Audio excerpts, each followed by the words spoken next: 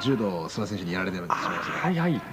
さあ、In the sport of pro wrestling, you need to have the respect of your opponent, and your opponent needs to have the respect for you in order to construct a decent match and to safely go through the match without serious injury or affecting the product negatively. Most of the time, wrestlers are able to put their egos to the side and try to produce the best match that they can. However, there are times where they won't be able to coexist. Most times being at the fault of one wrestler acting irresponsibly and the other acting accordingly and not tolerating that. Based on perspective, you could say that's exactly what happened at a Michinoku Pro show in 1999 between the great Sasuke and the Dirt Bike Kid. And that is what we are going to be discussing in today's video. If you do enjoy this video and you want to see more videos about all the random and cool stuff that comes from pro wrestling, be sure to leave a like on this video and subscribe to the channel if you have not already. With that being said, let's get right into it. As usual, before we get into the feud itself, we must familiarize ourselves with the wrestlers in question.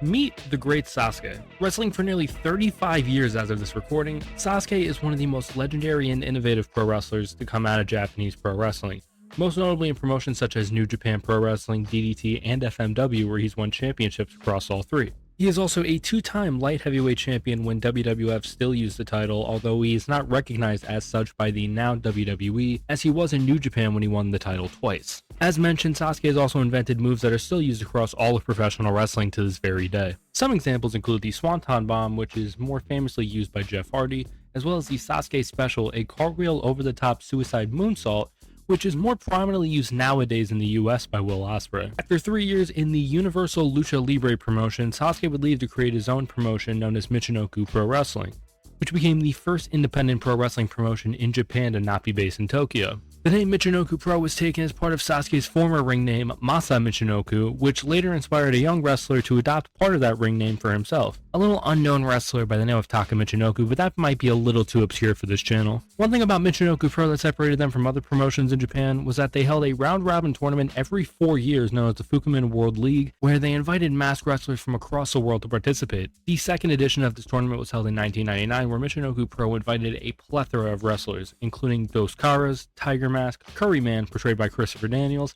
Sasuke himself, as well as this man.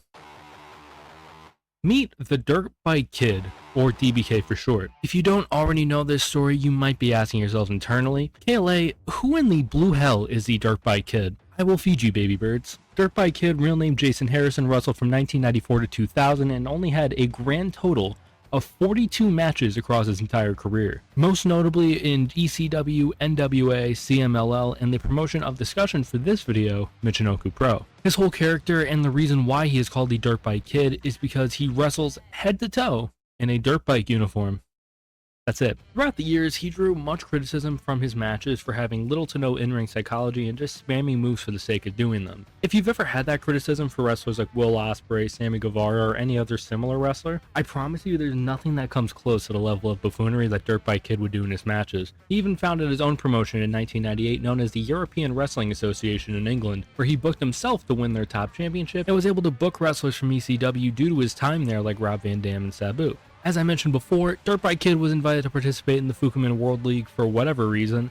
One thing I did not mention up to this point is that Dirt Bike Kid did not wrestle with a mask. As you'll see in this match, he wears a full mask over the dirt bike mask that covers the lower half of his face, which he takes off right before the match. This would piss off Sasuke for obvious reasons, but not really enough for him to lose his cool at that moment. I think we have enough of the story to go into the actual match now.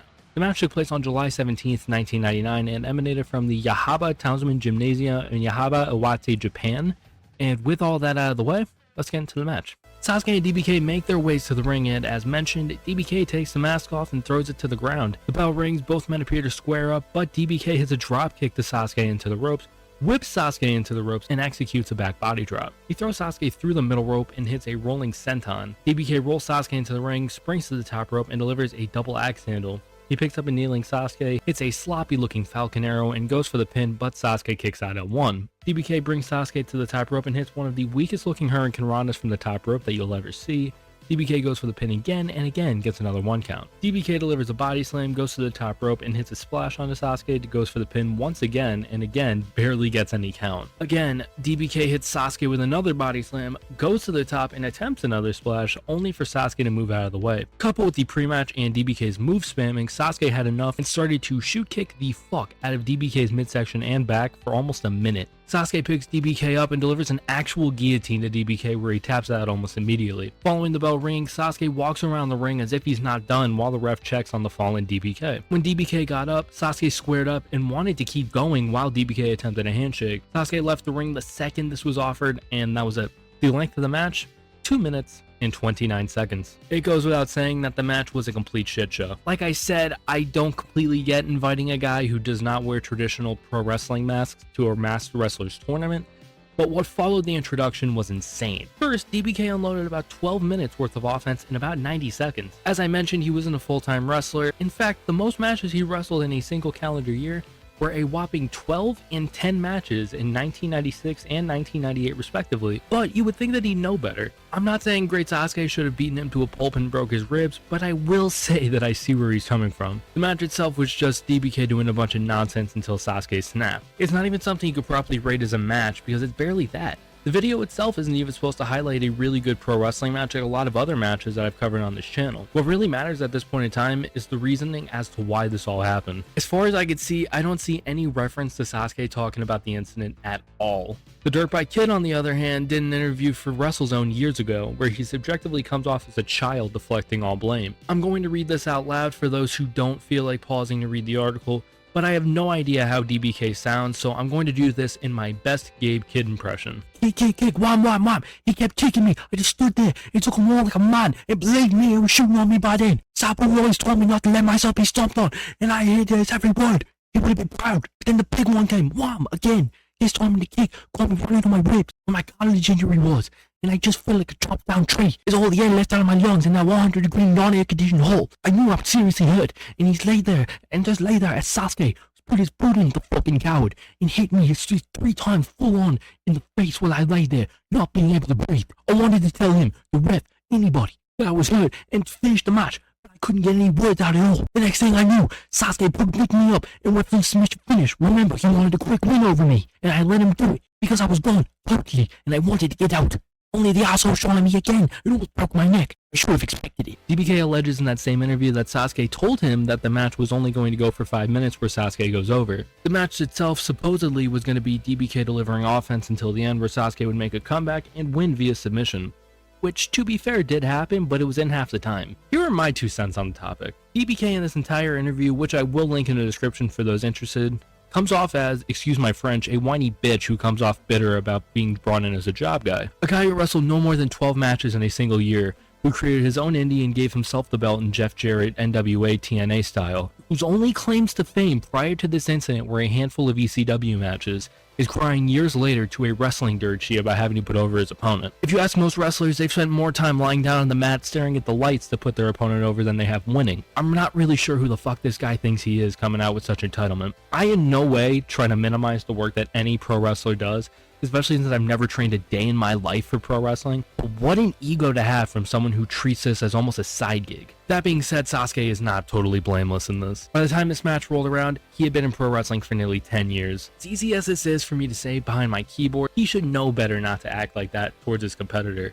As much as DBK is vilified for essentially going into business for himself and absolutely should receive that reception, Sasuke still broke his trust to a degree and further injured a guy even more than he already was. From my perspective, they both could have handled this so much better and both ultimately came off as children. It's not like it did long-term damage to Sasuke's career ultimately, as he's still wrestling a solid 40 to 70 matches per year, mainly for Michinoku Pro, where he is no longer the owner as of 2003 due to him wanting to focus more on his political career, where he even became a member of the Iwate Prefectural Assembly. I'm sorry if I butchered any of that, I definitely did. He became the 4th Japanese wrestler to be elected into office and the first masked one to do so. Another incident involving Sasuke losing his cool took place in 2009, where he was arrested for assaulting a man who snapped a picture of him in public, without knowing who Sasuke was and only taking the picture because he thought Sasuke was a nutcase for wearing a full mask in public. This I honestly do not blame Sasuke for doing, because I would be really weirded out if people were just taking pictures of me for no reason at all. Not even because they know me from the internet or something, they just think I look like a fucking nutcase. I do not blame him. As for Dirt Bike Kid, he would wrestle one more match against Sabu, the then reigning XPW World Heavyweight Champion, to unify that with the EWA World title in 2000,